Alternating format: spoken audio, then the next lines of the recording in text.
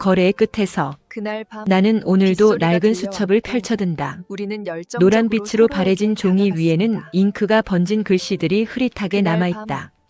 그 글씨 하나하나가 내 과거의 증거이자 동시에 나를 올가매는 족쇄였다. 손가락으로 그 글씨를 따라가다 보면 마치 시간을 거슬러 올라가는 듯한 착각에 빠진다. 사람들은 선택에는 대가가 따른다고 말한다. 그러나 그 대가가 얼마나 무거운지, 얼마나 오랫동안 우리를 짓누르는지는 아무도 말해주지 않는다. 나는 그 무게를 10년 넘게 짊어지고 살아왔다. 어깨는 굽어졌고 등은 휘어졌다. 하지만 정작 무너진 것은 내 몸이 아니라 내 마음이었다. 이 이야기는 한 사람의 선택이 어떻게 수많은 삶의 궤적을 바꾸는지에 관한 기록이다. 누군가에게는 구원이었고 누군가에게는 저주였던 그 선택. 그리고 그 선택의 끝에서 나는 비로소 깨달았다. 우리가 잃어버린 것은 단순히 시간이 아니라 우리 자신이었다는 것을. 창밖으로 비가 내린다. 빗소리는 마치 과거가 현재를 두드리는 소리처럼 들린다. 규칙적이면서도 불규칙한 그 소리는 내 심장 박동과 묘하게 닮아있다. 나는 커피 잔을 들어올리며 생각한다. 이 이야기를 끝까지 들려줄 수 있을까? 아니, 들려주어야만 하는가? 기억은 때로 우리를 구원하고 때로 우리를 파괴한다. 내 기억은 그 둘 사이 어딘가에 있다. 구원과 파괴의 경계선 위에서 아슬아슬하게 균형을 잡고 있는. 그리고 오늘 나는 그 기억의 문을 연다. 녹슨 경첩이 삐걱거리는 소리와 함께. 그를 처음 만난 건 가을이 깊어가던 어느 날이었다. 은행나무 잎이 노랗게 물들어 거리를 수놓던 그 계절. 회사 로비에서 우연히 마주친 그의 눈빛은 날카로웠다. 호기심과 경계가 뒤섞인 그런 시선이었다. 마치 사냥감을 노리는 맹수의 눈빛 같기도 했고 동시에 무언가를 간절히 찾는 사람의 눈빛 같기도 했다. 김미선 대리님이시죠? 그의 목소리는 예상보다 부드러웠다. 날카로운 눈빛과는 대조적으로 나는 고개를 끄덕이며 그의 명함을 받아들었다. TK 인터내셔널 이사 박진우. 명함은 무겁고 고급스러웠다. 그의 존재감처럼 다음 주 프로젝트 건으로 협력하게 될 것 같습니다. 잘 부탁드립니다. 형식적인 인사였다. 하지만 그의 눈은 형식적이지 않았다. 마치 나의 내면을 들여다보려는 듯한 시선. 나는 불편함을 느끼면서도 시선을 피하지 않았다. 그것이 첫 번째 실수였다. 프로젝트는 대형 건설사와의 협력건이었다. 우리 회사로서는 10년 만에 따낸 대형 계약이었고 나는 그 프로젝트의 실무 책임자로 배정되었다. 35의 나이에 맡기에는 버거운 프로젝트였지만 나는 증명하고 싶었다. 여자라는 이유로 학벌이 부족하다는 이유로 무시당해온 지난 10년을 뒤집고 싶었다. 박진우 이사는 상대 회사의 실무 책임자였다. 우리는 일주일에 3번씩 만나 회의를 했다. 처음에는 업무적인 대화만 오갔다. 납기일, 예산, 인력 배치. 딱딱하고 건조한 숫자들의 나열. 하지만 회의가 거듭될수록 우리의 대화에는 개인적인 이야기가 섞이기 시작했다. 그것은 자연스러운 과정이었다. 아니, 자연스럽다고 믿고 싶었다. 그가 먼저 자신의 이야기를 꺼냈다. 이혼한 지 3년이 되었다는 것, 초등학생 딸이 있다는 것, 주말마다 딸을 만나러 간다는 것. 힘드시겠어요? 내가 건넨 위로에 그는 쓸쓸하게 웃었다. 힘들죠. 하지만 선택한 길이니까요. 누구를 탓할 수도 없고. 그의 눈빛에는 후회가 어려 있었다. 그 후회가 진심인지 아니면 계산된 연기인지 그때의 나는 알 수 없었다. 지금 생각하면 아마 둘 다였을 것이다. 나도 조금씩 내 이야기를 꺼내놓았다. 시골에서 올라와 혼자 고생하며 살아온 이야기, 대학 등록금을 벌기 위해 밤낮으로 아르바이트를 했던 이야기, 졸업 후에도 비정규직을 전전하다 겨우 이 회사의 정규직으로 들어온 이야기. 내 인생은 그렇게 녹록하지 않았다. 대단하시네요. 혼자 힘으로 여기까지 오셨다니. 그의 칭찬은 진심으로 들렸다. 아니, 진심이라고 믿고 싶었다. 그 순간 나는 오랜만에 인정받는다는 느낌을 받았다. 회사에서는 항상 부족하다는 말만 들었다. 더 노력해야 한다. 더 배워야 한다. 더 증명해야 한다. 끝없는 요구들. 커피 한 잔 하실래요? 회의만 하기엔 좀 답답하네요. 그의 제안에 나는 잠시 망설였다. 업무 외의 만남, 그 경계를 넘는다는 것이 어떤 의미인지 모를 리 없었다. 하지만 나는 고개를 끄덕였다. 그것이 두 번째 실수였다. 우리는 회사 근처 조용한 카페로 갔다. 창가 자리에 앉아 커피를 마시며 이야기를 나눴다. 업무 이야기는 금방 끝났고 개인적인 이야기들이 대화를 채워갔다. 그는 좋은 청취자였다. 내 이야기에 고개를 끄덕이며 적절한 타이밍에 질문을 던졌다. 나는 점점 더 많은 이야기를 꺼내놓았다. 외롭지 않으세요? 그가 물었다. 나는 커피 잔을 들어 한 모금 마셨다. 쓴맛이 혀끝에 남았다. 외롭죠. 하지만 익숙해요. 익숙하다고 괜찮은 건 아니잖아요. 그의 말에 나는 대답하지 못했다. 그는 옳았다. 익숙함과 괜찮음은 다른 것이었다. 나는 외로움에 익숙해졌을 뿐 괜찮아진 것은 아니었다. 그날 이후 우리의 만남은 더 잦아졌다. 회의가 끝나면 커피를 마셨고 때로는 저녁 식사를 함께 했다. 모든 것이 자연스럽게 진행되었다. 아니, 자연스럽다고 믿고 싶었다. 어느 날 저녁 비가 억수같이 쏟아지던 날이었다. 회의가 늦게 끝났고 우리는 발이 묶여 회사 근처 호텔 라운지로 피신했다. 창밖으로 빗줄기가 거세게 내리치는 걸 바라보며 우리는 와인을 마셨다. 미선 씨, 솔직히 말해도 될까요? 와인 잔을 든 그의 손이 미세하게 떨리고 있었다. 나는 고개를 끄덕였다. 처음 봤을 때부터 당신이 신경 쓰였어요. 업무 때문만은 아니었어요. 그의 고백은 예상했던 것이었다. 아니, 어쩌면 내가 원했던 것이었는지도 모른다. 나는 침묵했다. 거절의 말을 해야 한다는 것을 알면서도 입술이 떨어지지 않았다. 저도 그래요. 내 목소리는 떨렸다. 그것이 세 번째 실수였다. 아니, 어쩌면 그것은 실수가 아니라 선택이었는지도 모른다. 나는 외로웠고 인정받고 싶었고 사랑받고 싶었다. 그 모든 감정들이 한순간에 터져나왔다. 그날 밤 우리는 선을 넘었다. 호텔 객실의 창문으로 빗소리가 들려왔고 우리는 서로를 껴안았다. 그것은 절박함이었는지 욕망이었는지 아니면 외로움이었는지 나는 알 수 없었다. 아마 그 모든 것이었을 것이다. 다음 날 아침 나는 죄책감에 시달렸다. 거울 속에 내 얼굴은 낯설었다. 이것이 내가 원했던 것이었을까? 하지만 그와 함께 있을 때의 그 따뜻함, 그 안정감을 부정할 수는 없었다. 후회해요? 그가 물었다. 나는 고개를 저었다. 거짓말이었다. 후회했다. 하지만 동시에 후회하고 싶지 않았다. 그 후로 우리의 관계는 계속되었다.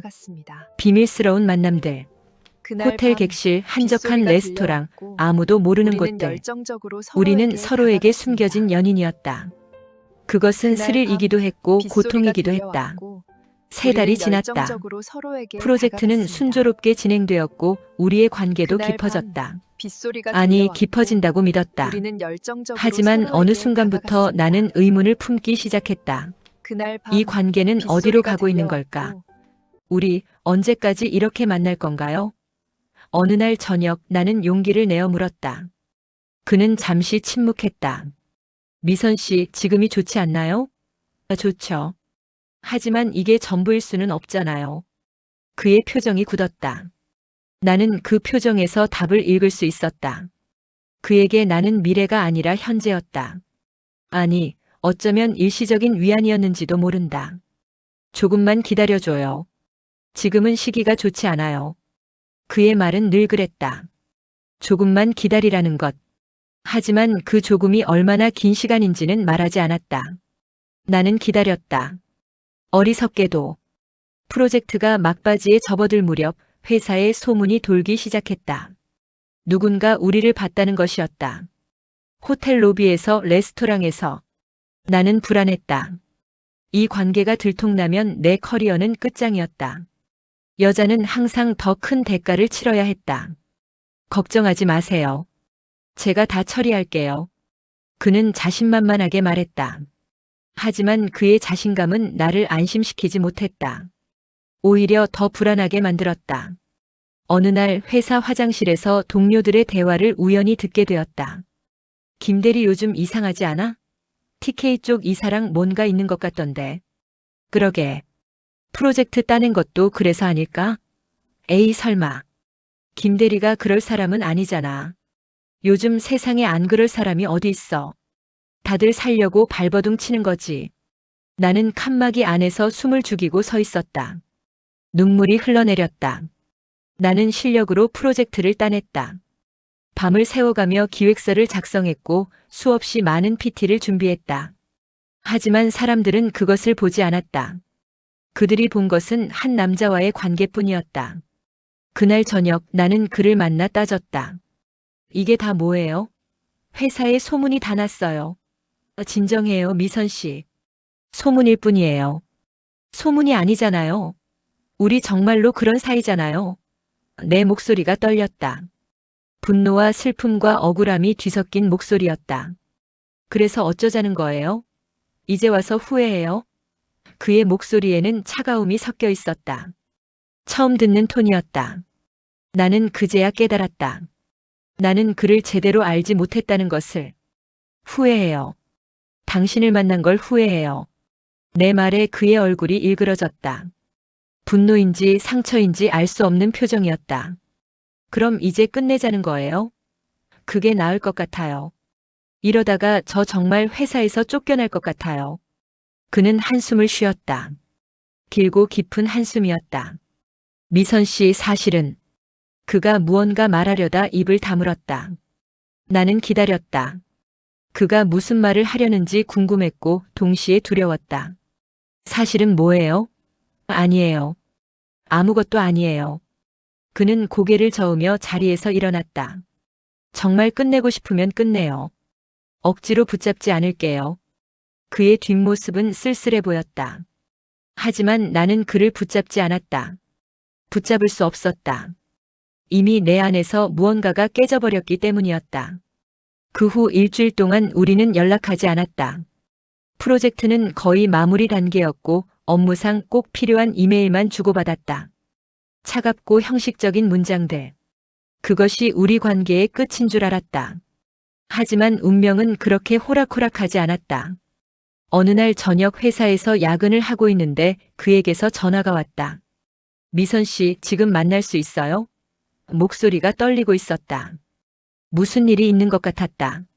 무슨 일이에요? 전화로는 말하기 힘들어요.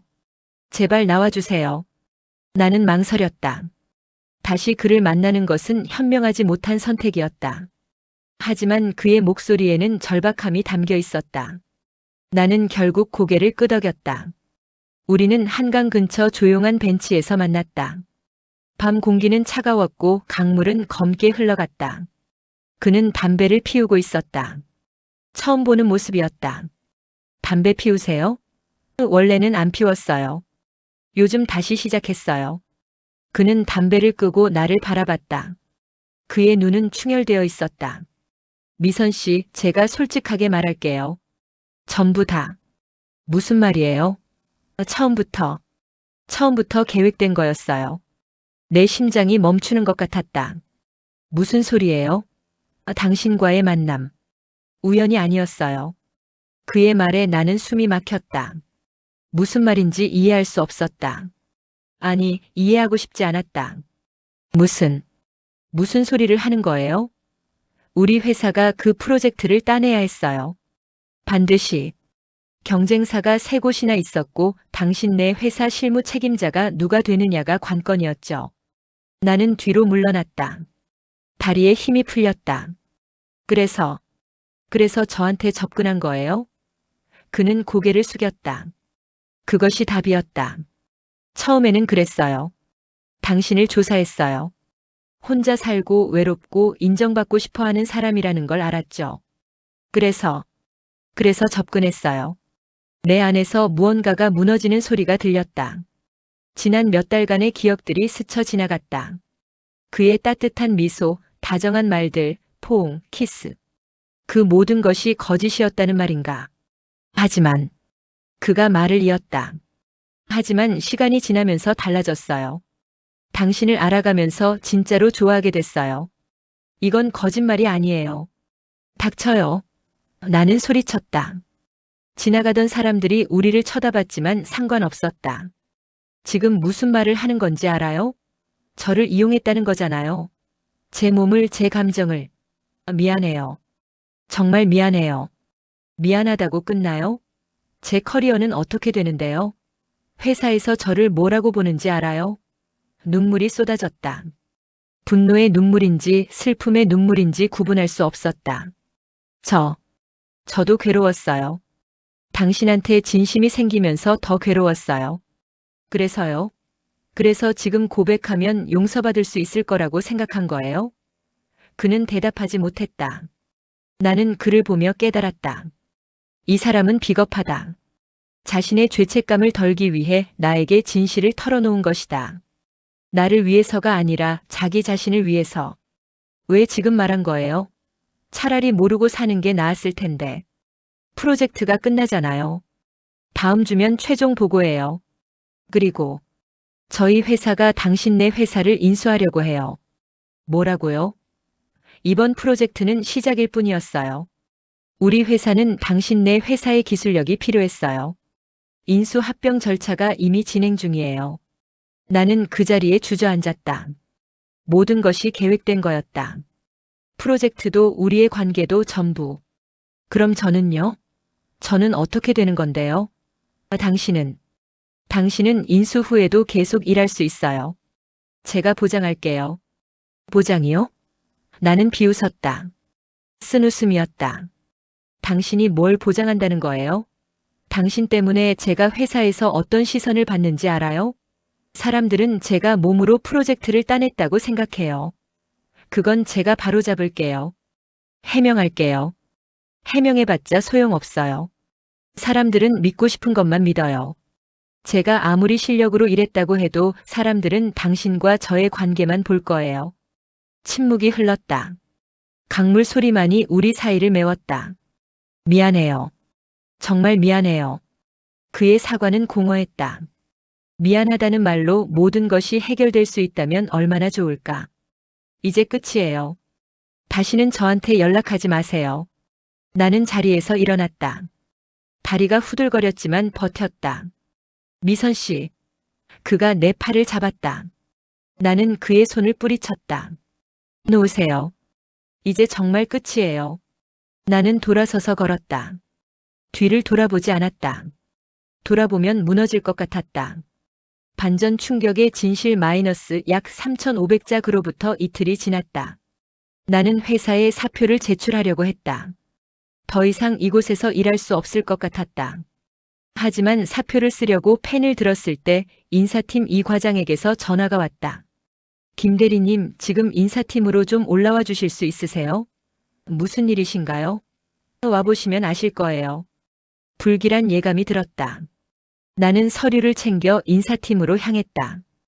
회의실 문을 열었을 때 그곳에는 인사팀장과 함께 낯선 남자가 앉아 있었다. 정장 차림의 중년 남자. 그의 얼굴에는 날카로운 인상이 새겨져 있었다. 앉으세요, 김 대리님. 인사팀장의 목소리는 평소와 달랐다. 긴장되어 있었다. 나는 의자에 앉았다. 이쪽은 검찰청에서 나오신 분입니다. 심장이 쿵 내려앉았다. 검찰청이요? 네. TK 인터내셔널 건으로 수사가 진행 중입니다. 김 대리님께 몇 가지 여쭤볼 게 있다고 하시네요. 검사는 서류 뭉치를 꺼내 내 앞에 놓았다. 김미선 대리님, TK 인터내셔널의 박진우 이사와 어떤 관계이신가요? 업무상 협력 관계였습니다. 그게 전부인가요? 검사의 눈빛이 날카로웠다. 나는 입술을 깨물었다. 개인적으로도 알고 지내는 사이였습니다. 얼마나 개인적으로요?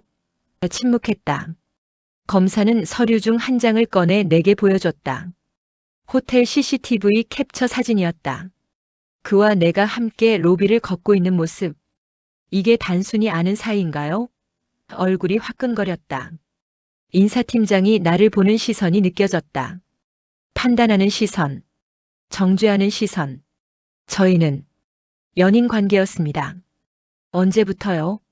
석 달 전쯤부터요. 검사는 고개를 끄덕이며 메모했다. 그럼 박진우 이사가 김 대리님께 프로젝트와 관련해서 어떤 청탁을 한 적이 있나요? 청탁이요? 무슨 청탁 말인가요? 예를 들어 경쟁사 입찰 정보를 빼내달라거나 심사 기준을 조작해달라거나. 아니요. 그런 적 없어요. 나는 강하게 부인했다. 그것만은 사실이었다. 박진우는 나에게 그런 청탁을 한 적이 없었다. 프로젝트는 정당하게 진행되었다. 정말인가요? 그렇다면 이건 어떻게 설명하시겠어요? 검사가 또 다른 서류를 꺼냈다. 은행 거래 내역서였다. 내 통장으로 입금된 거액의 돈. 5천만 원. 이게 뭔가요? 나는 당황했다. 이런 돈을 받은 적이 없었다. 석 달 전 박진우 이사의 계좌에서 김 대리님 계좌로 5천만 원이 입금되었습니다. 송금 메모에는 프로젝트 자물료라고 적혀 있네요. 이건 제가 모르는 일이에요. 모른다고요? 본인 통장인데요. 나는 급히 휴대폰을 꺼내 은행 앱을 확인했다. 정말로 석 달 전 5천만 원이 입금되어 있었다. 그리고 그 돈은 같은 날 다른 계좌로 전액 이체되어 있었다. 저는 이 돈을 받은 적도 쓴 적도 없어요. 그럼 누가 김 대리님 통장을 사용한 건가요? 나는 머릿속이 하얘졌다. 그러다 문득 떠올랐다. 석 달 전 박진우와 처음 관계를 가진 다음 날 아침, 그가 내 가방에서 무언가를 꺼내는 모습을 본 것 같았다. 그때는 별 생각 없이 넘어갔는데 박진우가 제 통장을 몰래 사용한 것 같아요. 증거가 있나요? 아니요. 하지만 저는 정말 이 돈을 받은 적이 없어요. 확인해 보세요. 이 돈이 어디로 갔는지. 검사는 서류를 다시 살폈다. 이 돈은 당일 에이스 컨설팅이라는 회사로 전액 이체되었습니다. 그리고 그 회사. 검사가 잠시 멈췄다. 박진우 이사의 처남이 운영하는 페이퍼 컴퍼니입니다. 모든 퍼즐이 맞춰지는 순간이었다.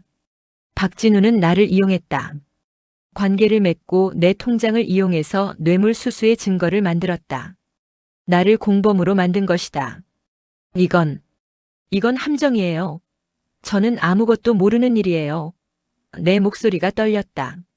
억울함과 분노가 북받쳤다. 진정하세요, 김 대리님. 우리도 그 부분을 의심하고 있습니다. 박진우 이사가 김 대리님을 이용했을 가능성이 높아 보입니다. 그럼 저는요? 일단은 참고인 신분입니다. 하지만 수사에 적극 협조해 주셔야 합니다. 박진우 이사와의 관계, 프로젝트 진행 과정, 모든 것을 상세히 진술해 주셔야 해요. 나는 고개를 끄덕였다. 선택의 여지가 없었다. 그날 저녁 나는 검찰청으로 출석해서 진술서를 작성했다. 박진우와의 만남, 관계의 시작, 그가 한 말들. 모든 것을 낱낱이 기록했다. 진술서를 쓰면서 눈물이 났다. 수치스러웠다. 내가 얼마나 어리석었는지, 얼마나 쉽게 이용당했는지 깨달았다. 진술이 끝나고 나올 때쯤 복도에서 박진우와 마주쳤다. 그는 수갑을 찬 채 조사실로 들어가고 있었다. 우리의 눈이 마주쳤다. 미선 씨. 그가 내 이름을 불렀다. 나는 고개를 돌렸다. 더 이상 그의 얼굴을 보고 싶지 않았다. 미안해요. 정말 미안해요. 그의 목소리가 들렸다. 하지만 나는 대답하지 않았다. 그냥 걸어 나왔다. 다음 날 회사는 발칵 뒤집혔다. TK 인터내셔널의 부정 입찰 사건이 언론에 보도되었고 내 이름도 기사에 등장했다. 피해자로 추정되는 어사 직원이라는 표현이었지만 회사 사람들은 다 알았다. 복도를 지나갈 때마다 사람들의 수군거림이 들렸다. 저 사람이 김대리래. 불쌍하긴 한데 그래도 좀 조심하지 그랬어. 남자를 잘못 만나면 인생 망하는 거야. 나는 참았다. 화를 내고 싶었지만 그럴 힘도 없었다. 그저 하루하루를 버텼다. 일주일 후 검찰에서 연락이 왔다. 박진우가 모든 혐의를 자백했다는 것이었다. 나를 의도적으로 이용했다는 것도 인정했다고 했다. 나는 피해자로 인정받았다. 하지만 그것이 무슨 의미가 있을까? 이미 내 명예는 실추되었고 회사에서의 입지는 바닥으로 떨어졌다. 사람들은 나를 그 사건의 여자로만 기억할 것이다. 약 3,800자 한 달이 지났다. 프로젝트는 백지화되었고 TK 인터내셔널과의 인수합병 계획도 무산되었다. 박진우는 구속 기소되었고 나는 회사를 떠나기로 결심했다. 사표를 쓰면서 생각했다. 이것이 도망인가 새로운 시작인가? 잘 모르겠다. 다만 이곳에서는 더 이상 버틸 수 없다는 것만은 확실했다. 부장님이 사표를 받아들고는 한숨을 쉬었다. 미선 씨, 꼭 그래야겠어요? 네. 더 이상은 못 버티겠어요. 당신은 잘못한 게 없어요. 피해자잖아요. 피해자든 뭐든 사람들의 시선을 바꿀 수는 없어요. 전 이미 낙인 찍혔어요. 부장님은 더 이상 말리지 않았다. 그도 알고 있었을 것이다. 회사가 나를 지켜주지 못한다는 것을. 좋은 곳으로 가요. 미선 씨는 실력 있는 사람이에요. 어디 가서든 잘할 거예요. 그의 격려는 진심이었지만 내게는 위로가 되지 않았다. 나는 고개를 숙여 인사하고 부장실을 나왔다. 짐을 싸면서 지난 10년을 떠올렸다. 이 회사에 들어오기 위해 얼마나 노력했던가. 비정규직 시절 밤을 새워 일했던 날들. 정규직이 되었을 때의 그 기쁨. 그리고 프로젝트 책임자로 임명되었을 때의 자부심. 모든 것이 물거품이 되었다. 박스를 들고 회사를 나서는데 후배 하나가 다가왔다. 선배님 연락처 바뀌면 알려주세요. 왜? 그냥 안부 전화라도 하고 싶어서요. 선배님 진짜 잘못 없잖아요. 다들 알아요. 그 말에 눈물이 났다. 나를 이해해주는 사람이 있다는 것이 고마웠다. 고마워. 연락할게. 택시를 타고 집으로 가는 길 휴대폰이 울렸다. 모르는 번호였다. 받을까 말까 망설이다가 받았다. 여보세요? 미선 씨 저예요. 박진우였다. 심장이 철렁 내려앉았다. 어떻게 전화를? 보석으로 나왔어요. 꼭 만나고 싶어요. 만날 이유 없어요. 끊으려는데 그의 목소리가 다급하게 들려왔다. 제발요. 한 번만요. 마지막으로 할 말이 있어요. 할 말 없어요. 검찰 조사 때 다 들었어요. 아니에요. 진짜 중요한 얘기예요. 당신이 알아야 할 것들이 있어요. 나는 잠시 고민했다. 거절해야 한다는 것을 알면서도 궁금했다. 그가 무슨 말을 하려는지. 딱 10분만요. 결국 나는 만나기로 했다. 마지막이라고 정말 마지막이라고 스스로에게 다짐하며. 우리는 한강공원에서 만났다. 그가 처음으로 진실을 고백했던 그곳. 그는 많이 수척해져 있었다. 얼굴에는 수염이 자라 있었고 눈에는 핏발이 서 있었다. 앉으세요. 나는 벤치에 앉았지만 그와는 거리를 두었다. 그는 그것을 눈치챘는지 쓸쓸하게 웃었다. 제가 한 짓을 생각하면 당연하죠. 무슨 말을 하려고 저를 부른 거예요? 미선 씨 사실은. 그가 말을 꺼내다 멈췄다. 무언가 말하기 힘든 표정이었다. 제가 당신을 이용한 건 맞아요. 하지만 전부가 거짓은 아니었어요. 그게 중요해요? 시작이 거짓이었는데. 중요해요. 적어도 저한테는. 그는 주머니에서 봉투 하나를 꺼냈다. 이게 뭐예요? 당신 통장으로 들어간 돈이요. 제가 빼돌린 그 5천만 원. 다시 돌려드리려고요. 나는 봉투를 받지 않았다. 이걸로 뭐가 달라져요? 제 명예가 돌아오나요? 안 돌아오죠. 하지만 적어도 제 양심은 조금이나마 편해질 것 같아서요. 그게 당신 위안이 되면 다행이네요. 냉소적으로 말했다. 그는 아무 말 없이 봉투를 벤치에 놓았다. 미선 씨 하나만 물어봐도 될까요? 뭔데요? 저를 조금이라도 좋아했던 적 있어요? 나는 그를 바라봤다. 한때는 사랑한다고 생각했던 남자. 아니, 사랑한다고 착각했던 남자. 모르겠어요. 진짜 당신을 좋아했는지 아니면 외로움이 만들어낸 환상이었는지. 그래도 우리 함께했던 시간들 전부 거짓은 아니었잖아요. 당신한테는 그럴지 몰라도 저한테는 전부 거짓이에요. 시작이 거짓이면 과정도 거짓이에요. 그의 얼굴이 일그러졌다. 아픈 표정이었다. 하지만 나는 동정하지 않았다. 그럴 자격이 없었다. 재판은 언제예요? 다음 달이요. 아마 실형받을 거예요. 당연하죠. 미선 씨는 앞으로 어떻게 할 거예요? 그게 당신이 알 바예요? 그냥 궁금해서요. 나는 한강을 바라봤다. 물은 여전히 흐르고 있었다.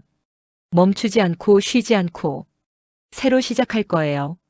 어디든 아무도 저를 모르는 곳에서 잘 될 거예요. 당신은 실력 있는 사람이니까. 그 말 듣기 좋네요. 그 실력을 인정받기 위해 제가 뭘 잃었는지 아세요?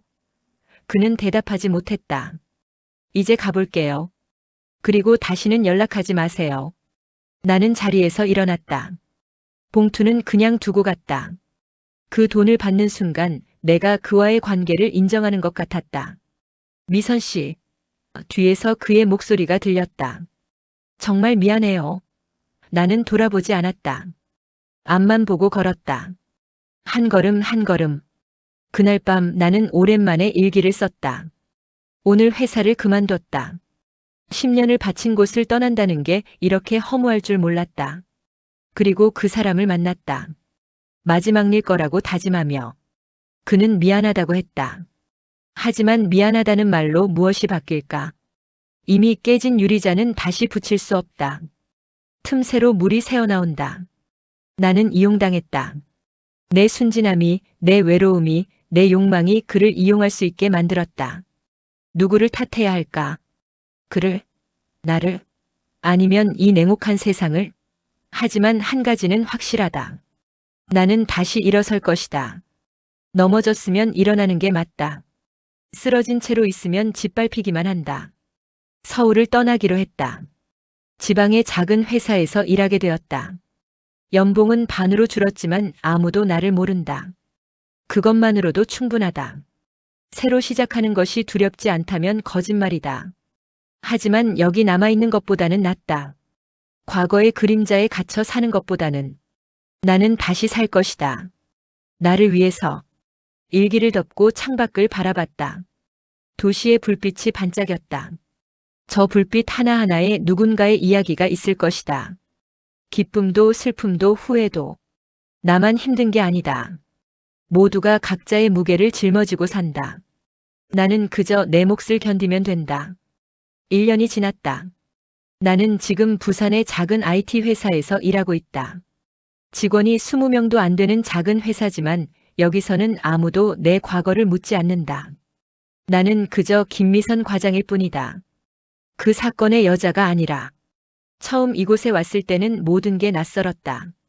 사투리, 음식, 사람들. 서울에서의 빠른 템포에 익숙했던 나에게 이곳의 느린 리듬은 답답하게 느껴졌다. 하지만 시간이 지나면서 깨달았다. 느리다는 것이 나쁜 게 아니라는 것을. 회사 동료들은 친절했다. 점심시간에 함께 밥을 먹고 퇴근 후에 가끔 맥주를 마셨다. 서울에서는 그런 여유가 없었다. 항상 경쟁하고 비교하고 평가받았다. 하지만 여기서는 달랐다. 과장님, 주말에 시간 있으세요? 우리 부서 사람들끼리 바다 가려고 하는데. 팀 막내인 수진이가 물었다. 바다요? 네. 회 먹으러요. 여기 회 진짜 맛있어요. 나는 웃으며 고개를 끄덕였다. 예전의 나였다면 거절했을 것이다. 사적인 모임을 피하고 벽을 쌓고 살았을 것이다. 하지만 이제는 달랐다. 주말 바닷가에 앉아 회를 먹으면서 동료들과 이야기를 나눴다. 그들의 소소한 일상 이야기를 들으면서 나도 조금씩 내 이야기를 꺼냈다. 물론 서울에서의 그 일은 말하지 않았다. 그저 내가 좋아하는 것들, 취미, 꿈에 대해서. 과장님, 그런데 왜 부산으로 오셨어요? 서울에서 잘 다니시다가. 수진이가 물었다. 나는 잠시 망설였다. 새로운 시작이 필요했어요. 그냥 변화가 필요했죠. 멋있다. 저도 언젠가 그런 용기 내보고 싶어요. 용기. 그렇게 보일 수도 있겠구나. 내게는 도망처럼 느껴졌던 것이. 해가 지고 바다는 주황빛으로 물들었다. 파도 소리를 들으며 생각했다. 나는 행복한가? 완전히 행복하다고는 할 수 없다. 여전히 밤에 악몽을 꾸고 문득문득 과거가 떠오를 때가 있다. 서울의 거리를, 그 사람의 얼굴을, 그때의 수치심을. 하지만 예전보다는 낫다. 적어도 숨 쉴 수 있고 웃을 수 있고 내일을 기대할 수 있다. 몇 달 전 뉴스에서 박진우의 판결 소식을 들었다. 징역 3년. 예상보다 가벼운 형량이었다. 초범이고 반성문을 제출했다는 이유였다. 뉴스를 보면서 허탈했다. 내 인생을 망친 대가치고는 너무 가벼웠다. 하지만 곧 깨달았다. 형량이 중요한 게 아니라는 것을. 그가 어떤 벌을 받든 내 상처가 치유되는 건 아니니까. 나는 스스로 치유해야 했다. 그래서 시작했다. 상담 치료를. 처음에는 부끄러웠다. 내가 왜 치료를 받아야 하나? 잘못한 건 저 사람인데. 하지만 상담사는 말했다. 피해자에게도 회복할 권리가 있어요. 치료받는 것은 약함이 아니라 용기예요. 주 1회 상담실에 가서 내 이야기를 털어놓았다.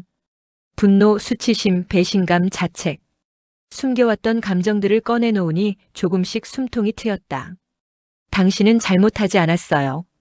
사랑하고 싶었던 것, 믿고 싶었던 것, 그게 잘못은 아니에요. 상담사의 말에 눈물이 났다. 누군가 내게 잘못이 아니다라고 말해준 게 처음이었다. 오늘도 나는 출근길에 바다를 본다. 회사는 바다가 보이는 곳에 있다. 매일 아침 파도를 보면서 다짐한다. 오늘도 살아내자고. 점심시간 휴대폰이 울렸다. 서울에서 온 전화였다. 예전 회사 후배였다. 선배님, 저 기억하세요? 저 수진이에요. 당연히 기억하지. 잘 지내? 네. 선배님 좋은 소식이 있어요. 그 프로젝트요, 선배님이 했던 거. 다른 회사랑 다시 진행하기로 했대요. 그리고 선배님 기획안 그대로 쓴대요. 가슴이 뛰었다. 내가 밤낮으로 고민하며 만들었던 기획안. 그것이 빛을 보게 된 거였다. 진짜? 네. 그래서 선배님 이름도 넣어달라고 부장님한테 말씀드렸어요. 프로젝트 시작할 때 선배님 이름 크레딧에 들어갈 거예요. 눈물이 났다. 기쁨의 눈물이었다. 내 노력이 인정받는다는 것. 그것이 얼마나 큰 의미인지. 고마워. 정말 고마워. 선배님이 고마워하실 일은 아닌데요. 선배님 실력이에요. 전화를 끊고 창밖을 바라봤다. 바다는 여전히 푸르렀다. 파도는 여전히 밀려왔다 밀려갔다. 끝없이 반복되는 리듬. 삶도 그런 것 같다. 밀려왔다 밀려가는. 퇴근길 서점에 들렀다. 요즘 나의 작은 낙은 책 읽기였다. 예전에는 자기계발서만 읽었다. 성공하는 사람들의 7가지 습관, 1%를 위한 시간 관리 그런 책들. 하지만 지금은 소설을 읽는다. 다른 사람의 이야기 속에서 위안을 얻는다. 서점을 나서는데 한 남자와 부딪혔다. 죄송합니다. 아니에요. 제가 조심했어야 하는데. 남자는 웃으며 떨어진 책을 주워 건넸다. 순간 가슴이 철렁했다. 남자의 웃는 얼굴이 박진우와 닮았다. 아니, 닮지는 않았지만 미소가 비슷했다. 나는 급히 책을 받아들고 서점을 나왔다. 심장이 빠르게 뛰었다. 아직도 이런가. 1년이 지났는데도. 집에 돌아와 거울을 봤다. 거울 속에 나는 예전과 달랐다. 머리를 짧게 잘랐고 화장을 옅게 했다. 서울에서의 나는 항상 완벽해 보이려 애썼다. 하지만 지금은 편안해 보이는 게 목표다. 괜찮아. 넌 이겨내고 있어. 거울 속 나에게 말했다. 매일 밤 하는 의식이었다. 스스로를 격려하는 것. 주말 혼자 영화를 보러 갔다. 예전에는 혼자 영화 보는 게 외로워 보일까봐 못했다. 하지만 지금은 괜찮다. 혼자 있는 시간이 두렵지 않다. 오히려 소중하다. 영화가 끝나고 카페에 앉아 커피를 마셨다. 창밖으로 사람들이 지나갔다. 연인들, 가족들, 친구들. 모두 각자의 이야기를 살고 있었다. 나도 언젠가 다시 사랑할 수 있을까? 누군가를 믿을 수 있을까? 잘 모르겠다. 아직은 그럴 준비가 안 된 것 같다. 하지만 언젠가는 가능할 것 같다. 먼 미래의 일이겠지만 휴대폰에 알림이 떠 있었다. 상담사에게서 온 메시지였다. 미선 씨, 오늘 상담 때 하신 말씀 기억나요? 나는 회복하고 있다고 하셨죠. 그 말이 정말 자랑스러웠어요. 계속 그렇게 한 걸음씩 나아가세요. 나는 미소 지었다. 그래, 나는 회복하고 있다. 느리지만 확실하게. 그날 밤 나는 오랜만에 편하게 잠들었다. 악몽도 없었다. 아침에 눈을 떴을 때 햇살이 창문으로 들어왔다. 따뜻한 빛이었다. 출근길 커피숍에 들렀다. 단골이 된 곳이었다. 주인 아주머니가 웃으며 맞아주셨다. 과장님, 오늘도 아메리카노요? 네, 감사합니다. 요즘 표정이 많이 밝아지셨어요. 처음 오셨을 때는 많이 힘들어 보이셨는데. 그랬나요? 그럼요.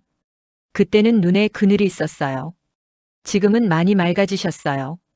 나는 손거울로 내 얼굴을 봤다. 정말 달라진 것 같았다. 표정이 부드러워졌다. 회사에 도착하니 책상 위에 작은 선물 상자가 놓여 있었다. 쪽지가 붙어 있었다. 과장님 생일 축하드려요. 마이너스 부서 일동 오늘이 내 생일이었다. 잊고 있었다. 서울에 있을 때는 생일이 오히려 부담스러웠다. 케이크를 사야 하고 파티를 해야 하고. 하지만 여기서는 그냥 소박한 축하였다. 상자를 열어보니 작은 다육이 화분이 들어있었다. 초록색 잎이 귀여웠다. 마음에 드세요? 과장님 책상이 너무 삭막해 보여서요. 수진이가 웃으며 말했다. 너무 예쁘다. 고마워. 잘 키우세요. 다육이는 강해요. 물을 자주 안 줘도 잘 살아요. 강하다. 나도 그렇게 되고 싶었다. 물을 자주 주지 않아도 관심을 많이 받지 않아도 스스로 잘 살아가는 존재. 점심시간 팀원들이 작은 케이크를 준비했다. 촛불을 켜고 생일 축하 노래를 불러줬다. 나는 촛불을 보며 소원을 빌었다. 제발 행복하게 해주세요. 완벽하지 않아도 괜찮으니 그저 평범하게 행복하게. 촛불을 끄고 케이크를 나눠 먹었다. 달콤했다. 삶도 이렇게 달콤한 순간들이 있다는 것을 잊고 있었다. 퇴근 후 바닷가를 산책했다. 석양이 지고 있었다. 주황빛 하늘이 아름다웠다. 나는 파도가 밀려오는 모래사장에 앉았다. 신발을 벗고 발을 모래에 묻었다. 차가운 감촉이 기분 좋았다. 휴대폰을 꺼내 사진을 찍었다. 석양, 바다, 파도. 예전에는 SNS에 올리기 위해 사진을 찍었다. 잘 살고 있다는 것을 보여주기 위해. 하지만 지금은 그저 나를 위해 찍는다. 이 순간을 기억하기 위해. 갤러리를 훑어보다가 1년 전 사진이 눈에 띄었다. 서울에서의 마지막 날. 짐을 싸고 있는 내 모습을 셀카로 찍었었다. 눈이 퉁퉁 부어 있었다. 표정은 지쳐 있었다. 그때의 나에게 말해주고 싶었다. 괜찮아질 거야. 지금은 세상이 끝난 것 같겠지만 시간이 지나면 다시 웃을 수 있어. 다시 살 수 있어. 휴대폰을 주머니에 넣고 바다를 바라봤다. 파도는 끝없이 밀려왔다. 어떤 파도는 크고 어떤 파도는 작았다.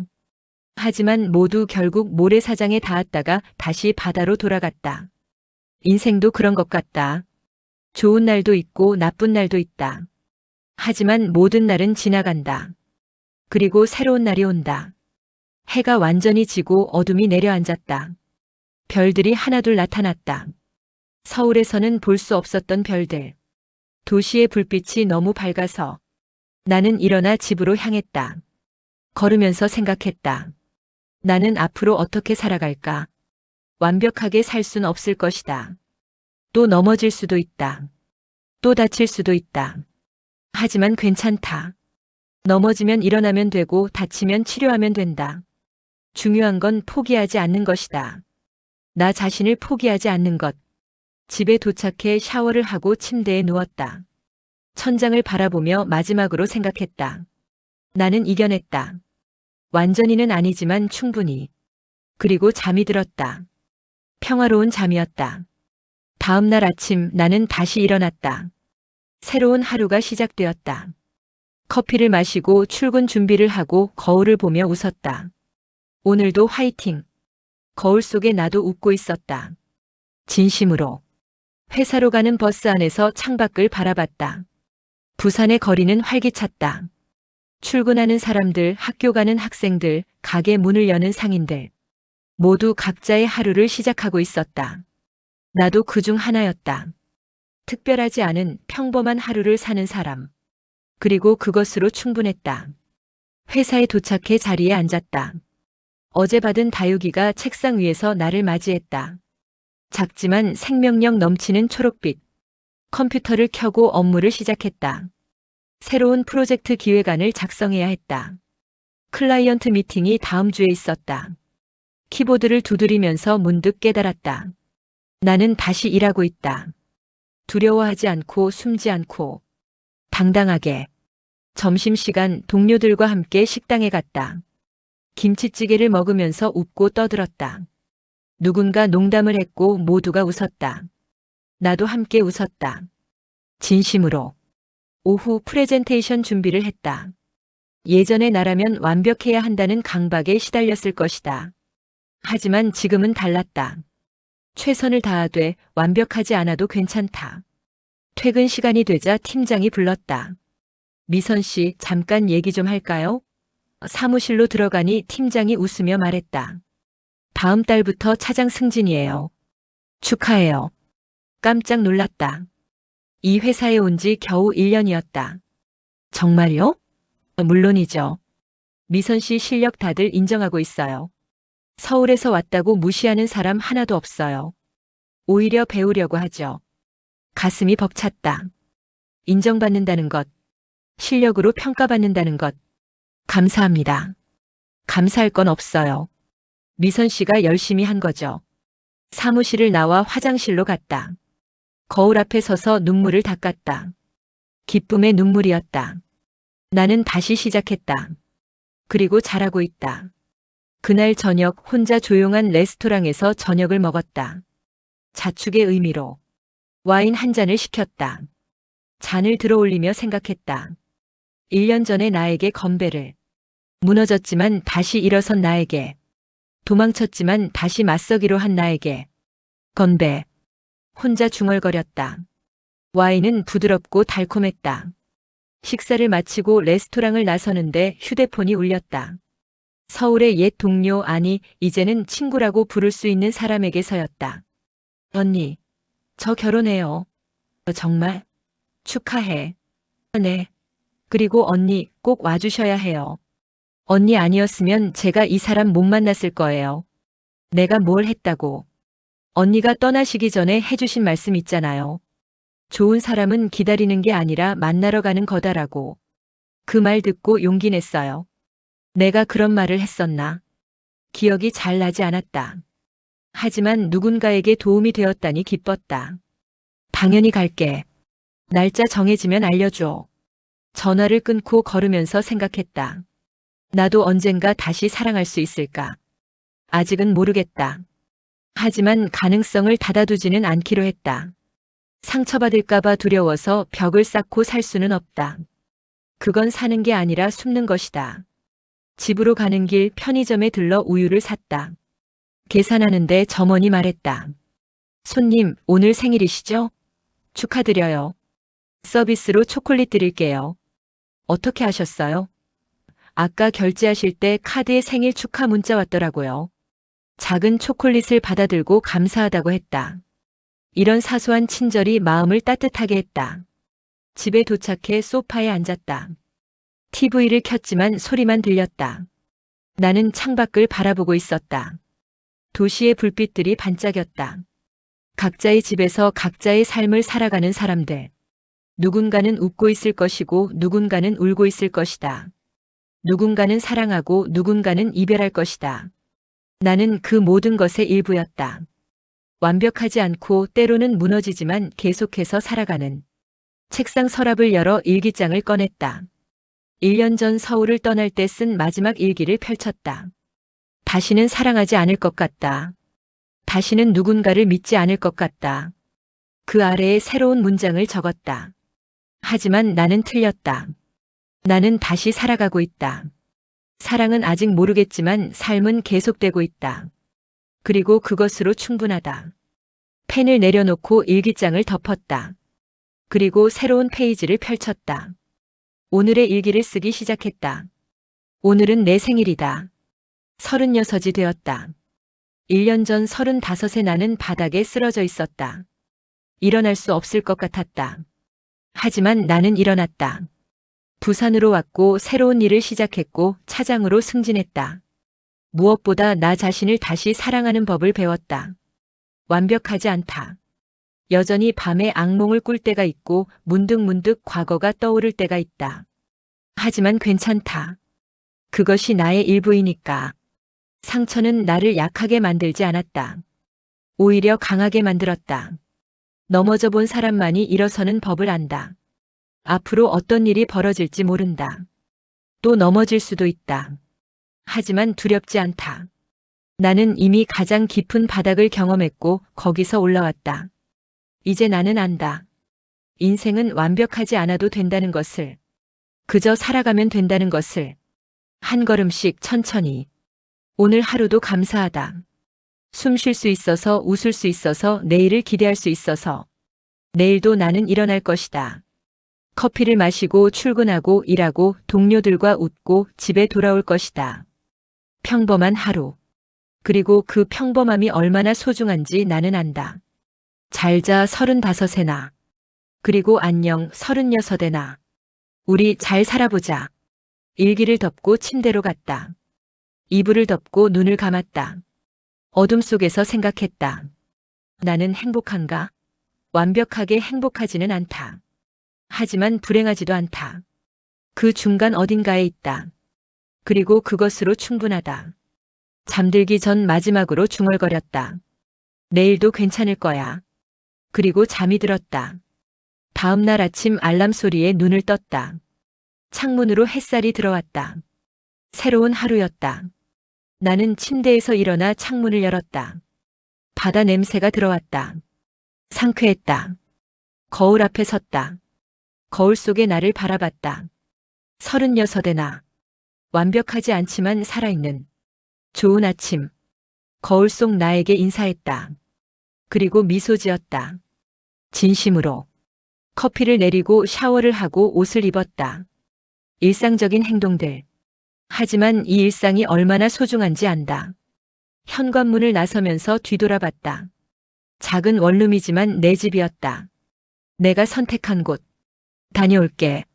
아무도 없는 집에 말했다. 하지만 괜찮다. 나 스스로에게 하는 말이니까. 버스 정류장으로 걸어가면서 하늘을 올려다봤다. 파란 하늘이었다. 구름이 천천히 흘러갔다. 버스가 왔다. 올라타서 창가 자리에 앉았다. 이어폰을 꽂고 음악을 틀었다. 잔잔한 재즈가 흘러나왔다. 회사로 가는 길. 익숙한 풍경들이 지나갔다. 바다가 보이는 도로, 아침 햇살을 받는 건물들, 출근하는 사람들. 나도 그들 중 하나였다. 특별하지 않은 평범한 사람. 하지만 그것이 나쁘지 않았다. 회사에 도착했다. 직원들과 인사를 나눴다. 과장님, 아니 이제 차장님. 좋은 아침이에요. 좋은 아침. 자리에 앉아 컴퓨터를 켰다. 새 이메일이 여러 통 와 있었다. 하나씩 확인하면서 답장을 썼다. 일과가 시작되었다. 회의, 전화, 기획서 작성. 바쁘지만 충실한 하루. 점심시간 동료들과 식당에 갔다. 맛있는 음식을 먹으면서 웃고 떠들었다. 이런 순간들이 소중했다. 오후에는 클라이언트와 미팅이 있었다. 프레젠테이션을 진행했고 좋은 반응을 얻었다. 성취감이 들었다. 퇴근 시간이 되었다. 짐을 챙기면서 책상 위에 다육이를 봤다. 조금 더 잘한 것 같았다. 나도 너처럼 천천히 잘하고 있어. 다육이에게 말했다. 그리고 웃었다. 퇴근길 바닷가에 들렀다. 파도를 보면서 심호흡을 했다. 짠, 바다 냄새가 좋았다. 주머니에서 휴대폰을 꺼내 사진을 찍었다. 석양이 지는 바다. 아름다웠다. 사진을 보면서 생각했다. 1년 전에 나는 상상하지도 못했던 지금을 나는 이렇게 살고 있다. 그때의 나에게 말을 걸 듯 사진 속 석양을 두 손으로 넓혀보았다. 파도의 일항이 부서졌다 이어 붙어가는 동안 가슴속에서도 어떤 문장이 천천히 완성되었다. 거래의 끝에서 나는 더 이상 나를 흥정하지 않겠다. 누군가의 인정과 시선에 스스로를 할인하던 지난 계절을 떠나보내기로 한다. 잘 보이기 위해 더 내어주고 상처를 덜 아프게 보이려 억지로 웃던 시간을 이제 그만 묻어두기로 한다. 거래는 끝났다. 남은 건 내 몫의 삶이다. 나는 휴대폰에서 카메라를 닫고 갤러리에 새로 찍힌 바다 사진을 즐겨찾기에 넣었다. 과거의 몇 장을 조용히 삭제할까 하다가 멈췄다. 지우지 않기로 했다. 무너졌던 나도 다시 일어난 나도 모두 나였다. 삭제가 아니라 보관. 숨김이 아니라 기록. 그래야 언젠가 또 비슷한 파도가 밀려올 때 이겨냈던 날의 증거를 꺼내볼 수 있으니까. 바람이 방향을 틀었다. 머리카락이 볼을 스쳤다. 나는 가만히 두 눈을 감고 한 번 깊게 들이쉬었다가 내쉬었다. 솔트 향이 목 뒤에 맴돌다가 사라졌다. 누구의 사과도 누구의 판결도 내 하루를 대신 살아주지 않는다. 내 삶은 내가 산다. 그 단순한 문장을 나는 이제서야 이해한다. 주머니에서 낡은 수첩을 꺼냈다. 첫 장에는 오래전의 나쁜 습관들이, 중간 장에는 도망치듯 떠난 날의 마음들이, 뒤쪽에는 오늘의 작은 성취와 웃음들이 적혀 있다. 마지막 빈 페이지에 천천히 적었다. 오늘의 거래 없음. 다만 선택 나를 위한 시간, 나를 위한 일, 나를 위한 관계. 점 하나를 찍고 펜을 덮었다. 수첩의 모서리가 손바닥을 눌렀다. 묵직했지만 더 이상 족쇄처럼 느껴지지 않았다. 증거가 아닌 연대기, 굴레가 아닌 지도. 돌아갈 길이 아니라 걸어갈 길을 가리키는. 하늘 가장자리에서 빛이 한 번 더 번졌다 사그라들었다. 나는 일어나 신발에 묻은 모래를 툭툭 털었다. 집까지 이어지는 보도블록 위로 가로등이 켜지기 시작했다.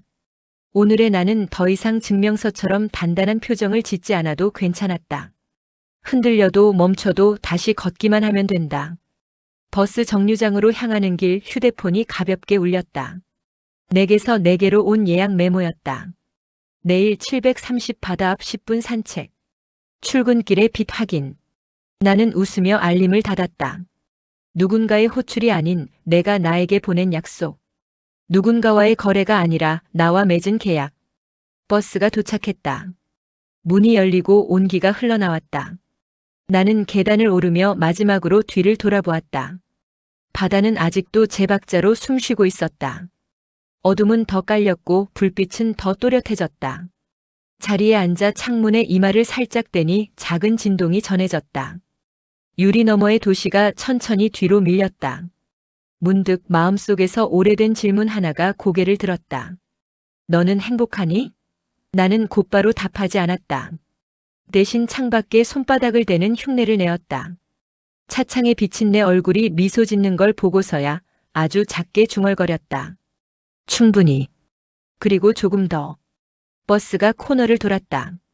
새로운 거리의 불빛이 연쇄적으로 켜졌다. 내일의 목록과 모레의 마음, 그 다음 주의 바다색을 떠올렸다.